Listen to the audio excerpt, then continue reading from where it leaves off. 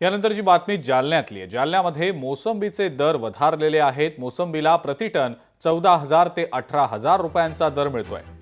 जालन्यातल्या मोसंबीला दिल्ली आणि जयपूरमधनं सध्या मोठी मागणी आहे। दरम्यान पुढच्या महिन्यामध्ये मोसंबीचे हे दर 25,000 ते 30,000पर्यंत जाण्याची शक्यता व्यापाऱ्यांनी वर्तवलेली आहे।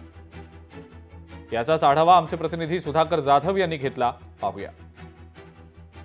कडाका वाढता जालन्यात मोसंबीचे भाव वधारल्याचा पाहायला मिळत आहे। आपण सध्या जालना शहरातील मोसंबी मार्केटमध्ये आहोत। आपण जर पाहिलं तर या आज जालना शहरातील मोसंबी मार्केटमध्ये जवळपास 250 ते 300 टन या ठिकाणी मोसंबी आलेली आहे विकण्यासाठी शेतकऱ्याची। आणि या मोसंबीला आज जालन्याच्या या मार्केटमध्ये 14 ते 18 रुपये प्रति किलो भाव मिळताना पाहायला मिळत आहे। शेतकऱ्याला या ठिकाणी मोठा दिलासा म्हणावा लागेल। हीच मोसंबी गेल्या महिन्यामध्ये जवळपास 5 ते 7 रुपये प्रति किलो भावाने शेतकऱ्यांना विकावं लागली होती। काही शेतकऱ्यांनी मोसंबी फेकून देखील दिल्या होत्या।